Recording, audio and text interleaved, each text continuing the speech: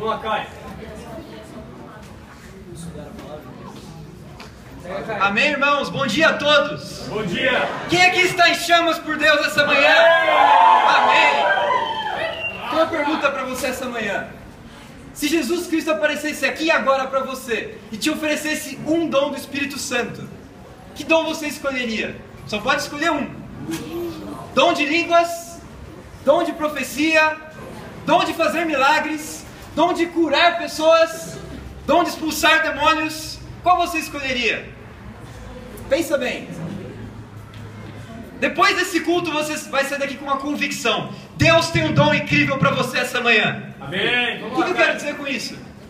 Vamos lá para 1 Coríntios capítulo 12. Qual é o melhor dom que a gente pode ter nos dias de hoje? 1 Coríntios capítulo 12, versículo 31.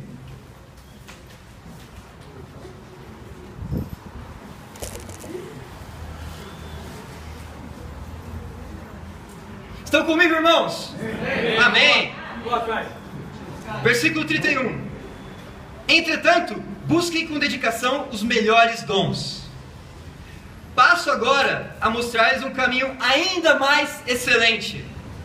Ainda que eu fale a língua dos homens e dos anjos, se não tiver amor, serei como sino que ressoa ou como prato que retine.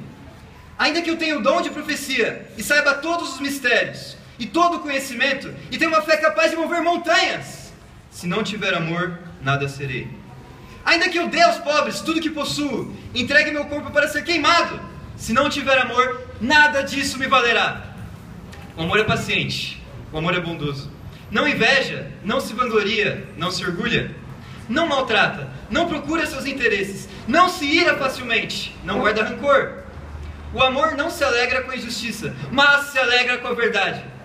Tudo sofre, tudo crê, tudo espera, tudo suporta. O amor nunca perece, mas as profecias desaparecerão, as línguas cessarão, o conhecimento passará. Pois em parte conhecemos e em parte profetizamos. Quando, porém, vier o que é perfeito, o que é imperfeito desaparecerá. Uau, irmãos, que incrível! O título de hoje é Amor, o dom imperecível. Estamos continuando a série sobre o fruto do Espírito. E hoje a gente vai falar de um dos 9 gomos do fruto, que é o amor. Na minha opinião, é o mais importante de todos eles, porque o amor engloba todos os outros. Quem aqui fala, o amor é bondoso, a bondade é outro gomo do fruto do Espírito, etc, etc, etc. Irmãos, aqui na época de Paulo, ele está ensinando a igreja de Corinto que naquela época existia vários tipos de dons do Espírito Santo. As pessoas falavam em línguas, em idiomas, as pessoas profetizavam, o Espírito Santo inspirava pessoas para falar da parte de Deus. Também impunham as mãos sobre os doentes e eles eram curados. Expulsavam demônios. Tinham vários desses dons na era apostólica. Só que aqui Paulo ensina que existe um dom que ele nunca desapareceria. O amor, ele é um dom como esses outros. Mas o amor seria um dom que não tem prazo de validade. O amor duraria para sempre. Aqui fala, a profecia desapareceria, as línguas desapareceriam, o conhecimento passaria, mas o amor continuaria para sempre, até os dias de hoje. Esse é o dom que cada um de nós devemos ter para poder ganhar pessoas para Jesus Cristo, amém? Então é muito importante ver aqui que o amor ele tem várias facetas. Fala, por exemplo, que o amor é paciente. Uma vez perguntaram a um discípulo muito especial, como você se sente amado? Ele respondeu assim, eu me sinto amado quando as pessoas não desistem de mim. O amor tudo espera, o amor é paciente, tudo suporta. Quando estudamos a Bíblia com alguém, temos que ser paciente com eles. Aqui fala também que o amor ele não busca seus próprios interesses. O amor é altruísta, ele não é egoísta. Pessoas não se importam com o quanto você sabe, até que saibam o quanto você se importa com elas. O amor não busca seus próprios interesses. E o primeiro ponto de hoje é: o amor converte mais do que a doutrina. Aqui fala também que o amor tudo crê. Aqui fala que o amor se alegra com a verdade. É muito especial que hoje é dia de salvação. Amém. Ontem, sábado, eu estudei a Bíblia, fiz o cálculo de custo com a Maria da Zona Leste. E hoje ela vai ser nossa irmã em Cristo, lá na Zona Leste, amém? Amém. Essa irmã é muito especial, porque ela tem 23 anos, ela é solteira, ela não tem uma formação acadêmica, ela não tem muitos conhecimentos sobre estudos. Eu me impactei muito com a humildade dela. Quando eu estudei com ela, eu perguntei: como que uma pessoa faz para ser salva? Pedi para ela explicar para mim qual que era o plano de salvação. Ela me disse: Caio, você precisa primeiro ter fé em Jesus. Você precisa crer em Deus. Você precisa se arrepender dos seus pecados, viver como um discípulo. E depois, quando você está pronto, você é batizado. E é nesse momento que você entra em contato com o sangue de Cristo na cruz e você é salvo dos seus pecados e herda a vida eterna. Falei: nossa, que incrível, é exatamente isso. Você está pronta para entrar no reino de Deus. Irmãos, eu já estudei a Bíblia com vários tipos de pessoas. Estudei com pessoas universitárias, estudei com pessoas que faziam mestrado, pessoas que faziam doutorado, pessoas que tinham conhecimento muito amplo em várias áreas. Estudei a Bíblia com pessoas que são profissionais. Uma vez eu participei de um curso de oratória chamado Toastmasters. E lá pessoas mais influentes de São Paulo estão ali. Já estudei com pessoas dali. Muitos deles, irmãos, digamos que uns 90%, eles não conseguiram entender esse plano de salvação. Você já passou por isso alguma vez? Está estudando a Bíblia com uma pessoa e não entra no coração dela a palavra. Fé, arrependimento, batismo. A pessoa não consegue tomar essa decisão. Por que isso acontece? Porque não é a doutrina que converte, é o amor. Amém, isso aí, uma pessoa que ama Deus verdadeiramente, uma pessoa que é humilde, como o caso da Maria, uma pessoa super simples, Deus abre o coração dessa pessoa para que possa entender a mensagem. Foi o que aconteceu com ela. Eu quero inspirar você a ter um coração humilde. Se você buscar Deus de todo o seu coração, Deus vai capacitar você para entender a mensagem. Se você está nos visitando essa manhã, nós queremos estudar a Bíblia com você. Queremos ajudar você a conhecer esse Deus de amor incrível, para que você seja um discípulo comprometido de Jesus. O amor converte mais do que a doutrina, irmãos. Quero desafiar você essa manhã a amar as pessoas profundamente. Não só evangelizar todos os dias, mas também evangelizar o dia todo. Se você tem um horário de folga, você está no horário do almoço, você está estudando, foi para o intervalo, use esse tempo integralmente para compartilhar a sua fé. Amém, mesmo no trabalho, compartilhe a fé com o seu colega. Amém. Nós como igreja, nós temos um plano de evangelismo mundial. Queremos que todas as pessoas conheçam a verdade. Queremos que todas as pessoas sejam salvas nessa geração. O mundo inteiro, irmãos. Mas para que isso aconteça, nós precisamos trabalhar duro para Deus. Amém. Foi muito legal que a conferência animou muito os nossos corações. Não deixe essa chama do amor apagar em você. Criar faísca, criar a chama é fácil, mas manter ela acesa é o mais difícil. Quero inspirar você. Quero inspirar você a perseverar. Estudar a Bíblia com as pessoas, para que elas tenham essa chama também. Amém? Vamos lá, irmão. Lembre como foi o estudo bíblico com você, se você é discípulo. Pessoas oraram por você. Pessoas foram pacientes com você. Pessoas perseveraram até o fim, ainda que você estava orgulhoso em certas áreas. Pessoas jejuaram por você. Pessoas sacrificaram o tempo delas para estar estudando a Bíblia com você. E hoje você é um discípulo de Jesus. Seja grato, irmão. Leve isso para outras pessoas também. É muito importante nós amarmos como Jesus nos amou. Vamos continuar lendo? 1 Coríntios capítulo 13. Versículo 11 em diante. Quando eu era menino, falava como menino, pensava como menino e raciocinava como menino. Quando me tornei homem, deixei para trás as coisas de criança. Agora, pois, vemos apenas um reflexo obscuro, como em espelho, mas então veremos face a face. Agora conheci parte, então conhecerei plenamente, da mesma forma como sou plenamente conhecido. Assim permaneço agora esses três: a fé, a esperança e o amor. O maior deles, porém, é o amor. Amém? O que Paulo quer dizer com isso? Quando ele fala assim, que o dom de línguas desapareceria, o dom de profecias desapareceria, o dom do conhecimento desapareceria, mas quando o que é perfeito vier, ele seria perfeitamente conhecido por todos. O que ele quer dizer com isso? Ele está se referindo às suas próprias cartas, que mais tarde seriam compiladas numa canonização. Então, quando ele fala assim, quando vier o que é perfeito, ele não está falando de Jesus Cristo. Não é quando Jesus vier que esses dons desapareceriam. Ele está se referindo à canonização da Bíblia. Se você ler essa mesma escritura no grego, que é a linguagem original, você vai perceber que o artigo está no neutro, não está no masculino nem no feminino. Se estivesse se referindo a Jesus, ele estaria no masculino. Como ele está no neutro, então ele se refere realmente à canonização da Bíblia. Para pensar, irmão, para que servia o dom de línguas? Na Judéia existiam muitas tribos, mesmo dentro da Judéia. E nessas tribos haviam dialetos diferentes. Então era necessário você falar a língua daquela pessoa que você ia evangelizar, se você era um apóstolo. Por isso o dom de línguas. Tendo esse dom, você era capaz de falar em línguas e a pessoa entender a sua mensagem. É como você chegar nos Estados Unidos e evangelizar lá sem saber a língua. O Espírito Santo te capacitaria para falar o inglês. Seria em idiomas humanos, amém? Como no dia de Pentecoste, em Atos 2. O dom de profecia já era para a igreja. Por que tinha esse dom de profecia naquela época e nos dias de hoje não? Por um motivo muito simples. Naquela época só havia o Velho Testamento. Por isso que Paulo fala, eu raciocinava como um menino. Esse menino aqui se refere à época do judaísmo, em que a verdade não era totalmente conhecida, porque ainda faltava Jesus Cristo vir.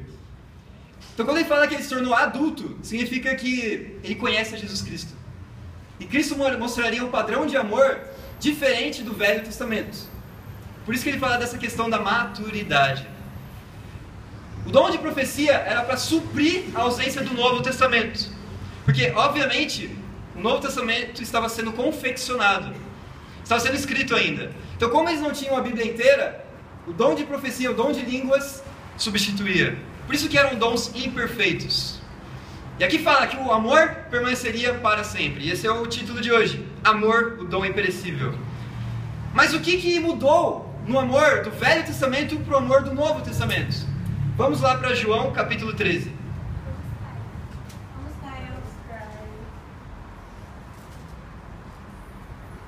Versículo 34 e 35.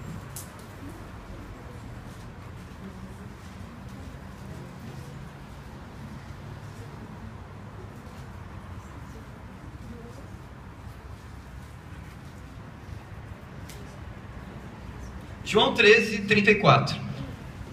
Um novo mandamento lhes dou: amem-se uns aos outros. Como eu os amei, vocês devem amar-se uns aos outros.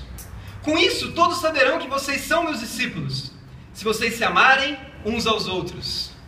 Irmãos, aqui Jesus fala: um novo mandamento dou a vocês. Amem-se uns aos outros. Mas peraí, um novo mandamento? Mas a lei de Moisés não falava assim: ame o próximo como a ti mesmo?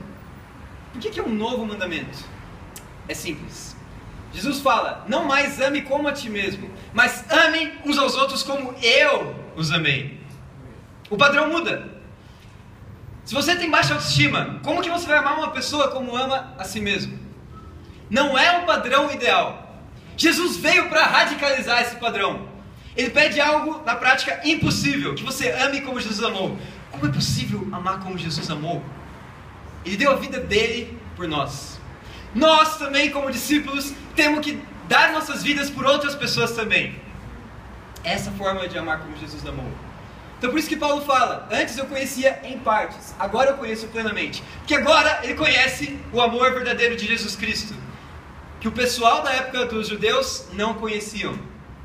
Ele fala outra coisa muito importante aqui: a forma como você identifica um discípulo é através do amor. O que nos deve fazer especiais e distintos de outras pessoas que se reúnem em grupos deve ser o amor. Nós temos que nos amar profundamente.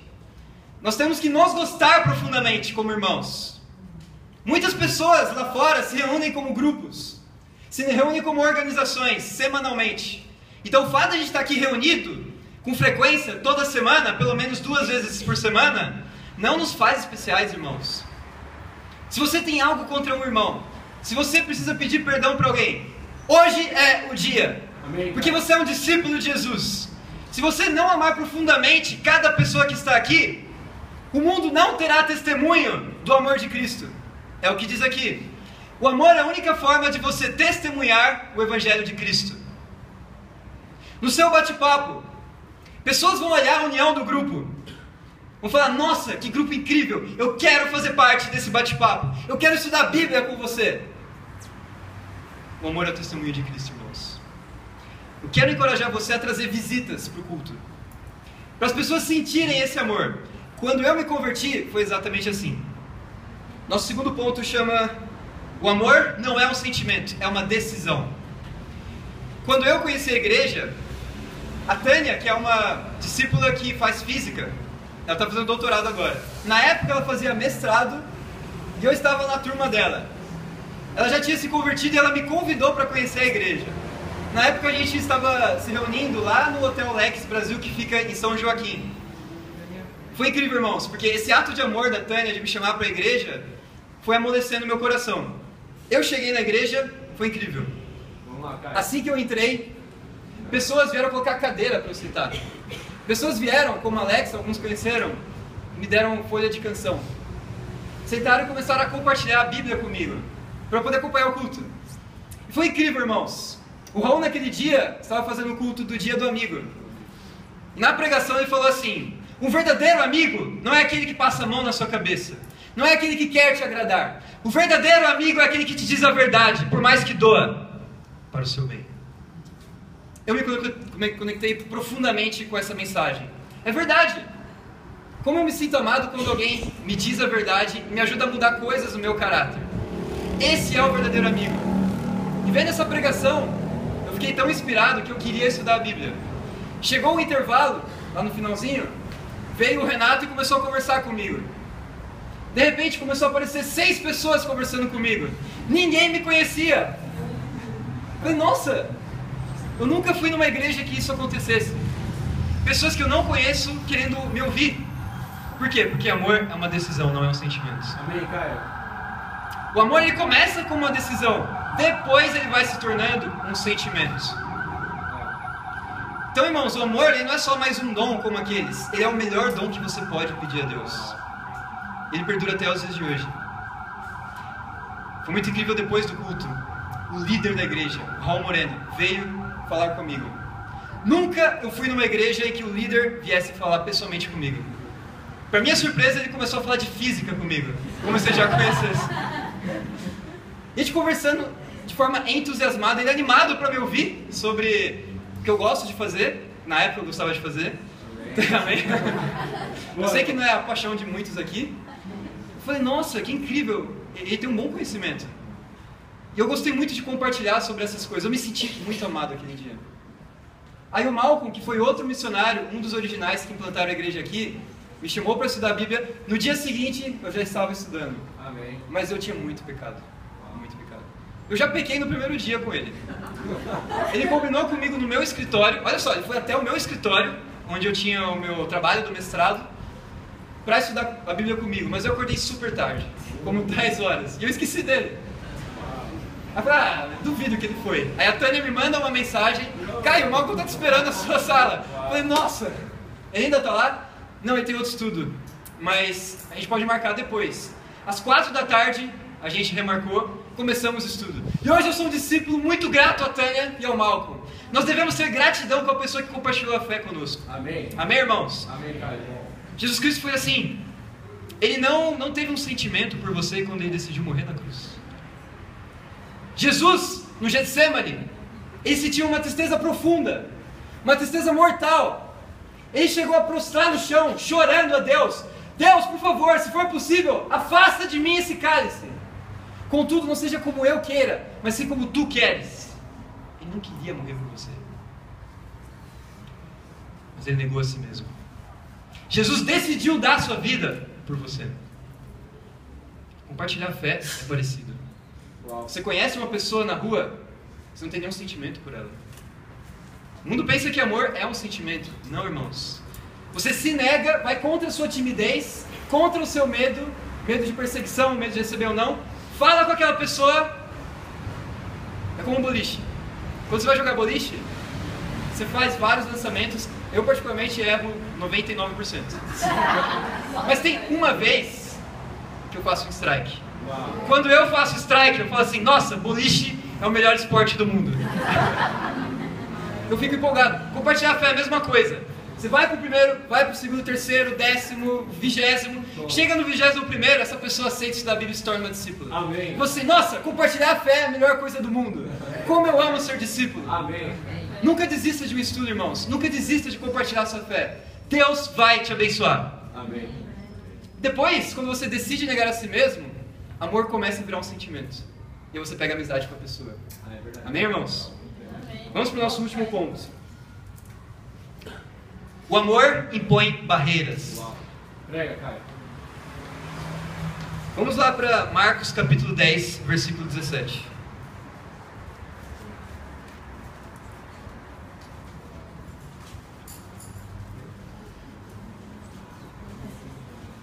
Marcos capítulo 10, versículo 17.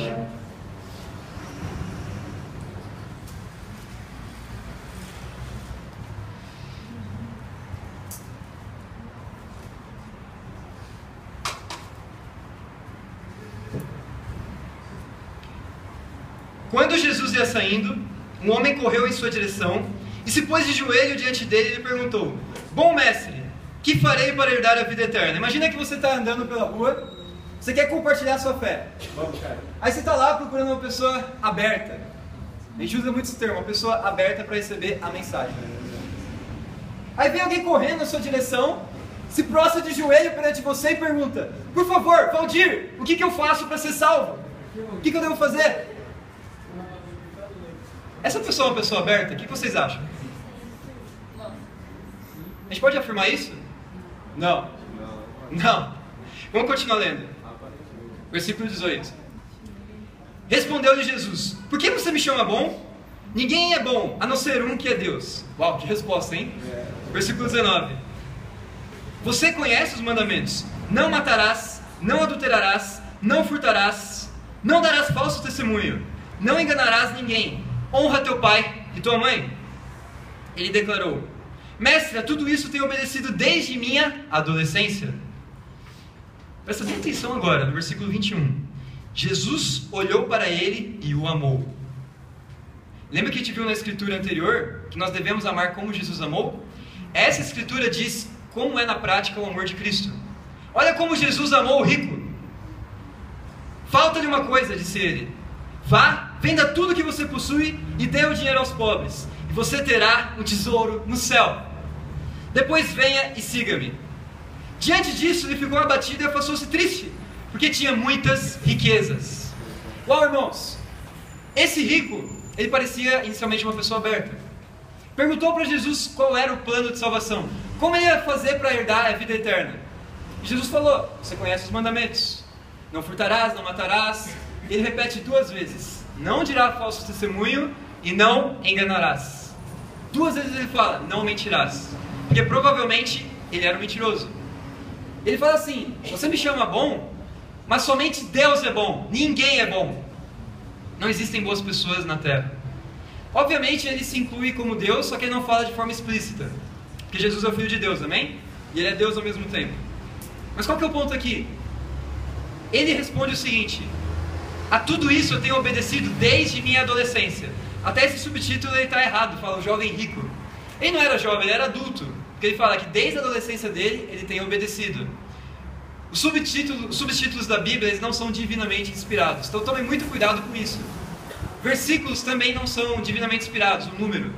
Isso é só algo que ajuda você a localizar escrituras. Se você olhar a Bíblia original, todo esse texto de Marcos é tudo junto e amontoado. Não tem separação. Então é muito importante a gente nunca perder o contexto quando a gente vê um subtítulo. E aqui ele diz: Falta uma coisa para você. Obviamente ele era mentiroso, porque é impossível alguém obedecer a todo mandamento. 1 João capítulo 1, do 5 ao 10, fala que todos os dias a gente peca. Se a gente confessa nossos pecados e anda na luz, Deus é fiel e justo para purificar-nos de toda a injustiça. Se a gente confessa os nossos pecados. Portanto, só pelo dia de hoje, você já merece o inferno. Todo dia a gente peca, irmãos. Nós nunca obedecemos a todos os mandamentos. Por isso a gente deve ser humilde e sempre buscar a Deus. Porque a gente pode até perder a salvação. Isso é bíblico. Só que esse rapaz estava enganado. E Jesus dá um desafio muito forte para ele. Na verdade é só um desafio bem pequeno. Bem pequeno. Falta uma coisinha para você. Vá e venda tudo que você possui. Distribui tudo que você tem para os pobres. E me siga e você herdará a vida eterna. O amor impõe barreiras. A forma de você amar uma pessoa não é tentando agradar ela. Não é simplesmente gostando dela. A forma de você amar uma pessoa como Jesus amou é colocando barreiras e desafios na vida dessa pessoa. Como que uma lagarta vira uma borboleta? Lagarta é um bicho feio e asqueroso. Amém? Amém, irmãs? Então, a lagarta, primeiramente, ela entra no casulo, ela sofre um processo chamado metamorfose. Dentro desse casulo, ela sofre muito, irmãos. Ocorre um processo digestivo de dentro para fora. Ela literalmente se consome com o seu ácido gástrico. Ela fica por meses lá. E nesse tempo, imagina que você tem pena dela. Oh, tadinha dessa lagarta. Eu amo essa lagarta, eu quero ajudar ela. Aí você chega lá, abre o casulo para ela, o que vai acontecer? Ela vai morrer enfraquecida. Se você quer que essa lagarta vire uma borboleta, ela tem que passar por essa dor da metamorfose. Ela tem que, por si mesma, abrir o casulo, sair uma borboleta incrível e voar. Você já viu duas borboletas voando juntas? Como elas são sincronizadas? O amor impõe desafios. Se você ama uma pessoa, está estudando a Bíblia com ela, você tem que desafiar essa pessoa. Ela tem que sentir a dor e mudar por si mesma junto com Deus. Uma pessoa que está aberta é aquela que aceita desafios. Não é aquela que você compartilha a fé, ela aceita marcar estudos. Estudo bíblico não salva. O que salva é o batismo. É a fé em Deus através da graça dele. É Deus que salva, mas por meio da fé. No momento que você mergulha nas águas, você levanta, é esse o momento que você recebe perdão dos seus pecados e o Espírito Santo. E acontece essa metamorfose. Você morre para a sua vida antiga de pecados e nasce para uma vida de discípulo totalmente comprometido. E fortalecido, porque você saiu desse casulo que são os desafios dos estudos bíblicos. Eu quero desafiar você, irmão, a renunciar a tudo que você possui para seguir a Jesus. O desafio do rico foi renunciar às suas riquezas. Como ele reagiu ao desafio? Ele ficou entristecido. Ele olhou, nossa, quantas riquezas eu tenho. Esse é meu orgulho, é meu patrimônio. O que é seu patrimônio hoje? Seu tesouro está na terra ou está nos céus? Se o seu tesouro está nos céus, por que não renunciar a tudo que está aqui na terra? Pode não ser riquezas. Pode não ser matrimônio. Patrimônio, aliás. Pode não... Às vezes sim, matrimônio também, né? Dependendo do caso. Pode não ser materialismo. Pode ser orgulho. Você talvez precisa renunciar à falta de perdão. Você precisa perdoar alguém da sua família. Você precisa ter uma conversa com aquela pessoa e falar, nossa, eu sinto muito por coisas que eu fiz no passado. Talvez você precisa renunciar ao seu orgulho. O orgulho que muitas vezes engana você. Você sabe que todo dia você peca, então você sempre vai ter pecado para confessar. Muitas vezes eu estudo Bíblia com pessoas e elas não conseguem nem saber o que confessar. Cita um pecado ou outro, mas não consegue falar com profundidade da vida dela. Essa pessoa que precisa de ajuda, irmãos. A gente precisa cavocar o coração dela até ela confessar. Porque biblicamente todo mundo peca. Sempre nós vamos ter muitos e muitos pecados para confessar. E hoje é o dia de você tomar uma decisão. De renunciar ao seu orgulho, ser humilde, para Deus abrir o seu coração. Para você estudar a palavra de Deus, melhorar coisas no seu caráter. E se você não é discípulo, tornar um discípulo de Jesus. Amém. Eu lembro como foi comigo os estudos bíblicos. Quando o Malcolm me desafiou, eu era uma pessoa muito orgulhosa, irmãos. Só que eu queria ser batizado. Eu estava com urgência, eu queria ser um discípulo de Jesus. O Malcolm falou assim, você tem que renunciar a esse pecado, confessando eles. E no caso eu tinha pecado contra a minha mãe. Irmãos, eu namorava escondido com uma menina, eu não contava para minha mãe. Eu mentia para ela. Eu falava que ia fazer outra coisa. Nos tempos que ela não me via. Eu tinha uma vida cheia de mentiras. Eu pecava contra minha mãe, não pedia perdão. Eu tinha rancores. Para mim, minha mãe é uma heroína. Se eu estou aqui hoje, se eu conseguir chegar nessa universidade, para que um dia viesse uma irmã abençoada e compartilhasse essa fé comigo, foi porque ela se dedicou por mim. Eu pensei, eu amo minha mãe.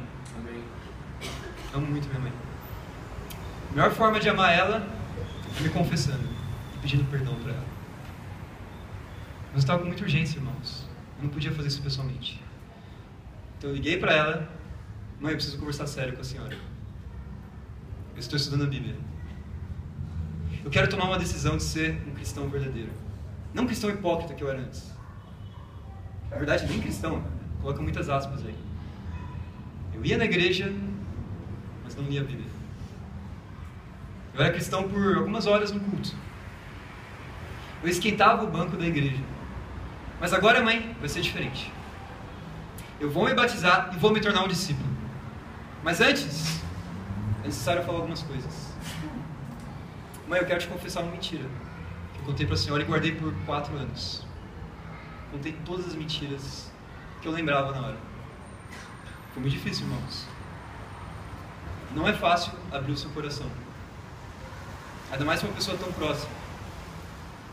Eu tinha muito medo da reação dela. Quão triste ela ia ficar. Mas, irmãos, foi um milagre. O fato de eu ter aberto meu coração para ela, eu senti meu coração muito leve. Muita coisa mudou a partir de então. Só por causa de uma ligação. Eu fiquei animado e comecei a confessar outras coisas. Comecei a falar de vários pecados que eu cometi contra ela. Minha mãe falou, para, não precisa falar mais, filho. Eu também sou pecadora. Se eu contar as coisas que eu fiz, você não vai acreditar. Eu falei, mãe, não precisa. Vai chegar o dia dela, mas não vai ser pra mim que ela vai confessar. Irmãos, foi incrível. Amém. E aí eu falei, nossa, agora eu tô pronto. Eu pedi perdão pra ela, estou bem com a minha mãe. Ela estava animada com o meu batismo. Eu falei, Malcolm, eu posso me batizar nessa quinta-feira? Pode, mas a gente não tem onde batizar você, vamos procurar. Eu fui lá na Zona Leste, lá na casa do Renato, ele armou uma piscina de crianças, e lá eu fui batizado no dia 27 de junho de 2013, amém? Amém.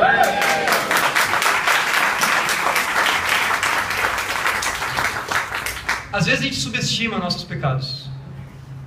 A gente subestima nosso orgulho. Eu não sou tão orgulhoso assim. Às vezes eu sou orgulhoso, mas nem tanto assim. Irmãos, orgulho é um pecado sério, a gente subestima muito. Tiago capítulo 4 fala que Deus se opõe aos orgulhosos, mas concede graça aos humildes. Você gostaria de ter Deus se opondo a você?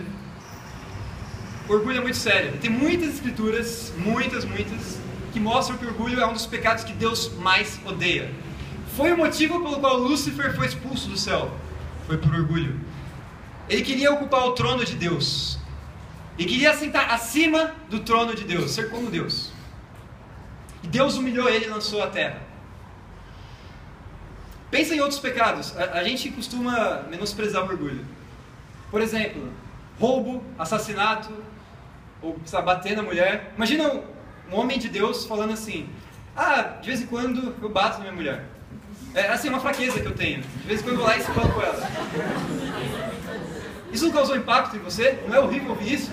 Mas quando a gente fala, às vezes eu sou orgulhoso, não causa tanto impacto.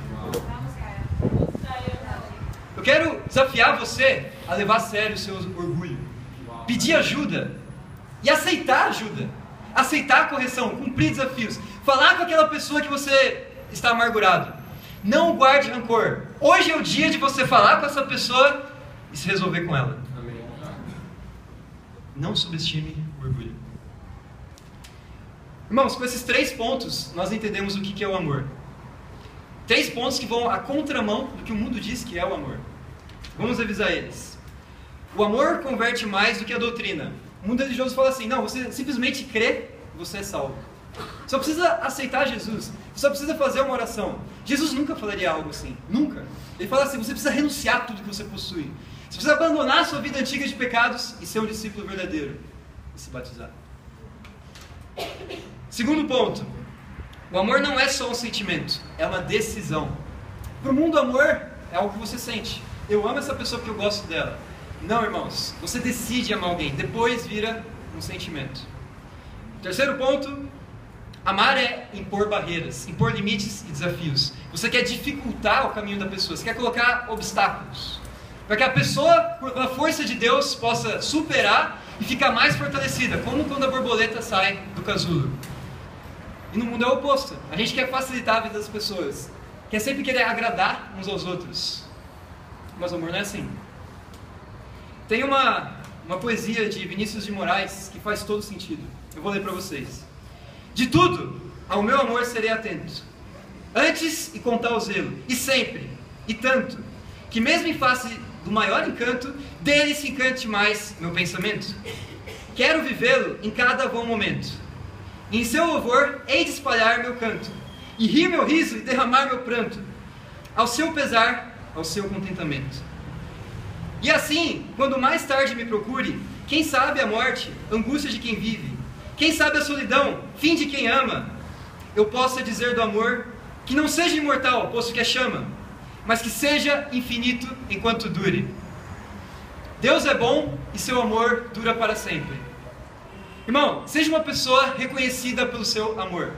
Que as pessoas possam olhar para a sua vida e falar, nossa, eu vejo o Espírito de Deus pousando sobre essa pessoa.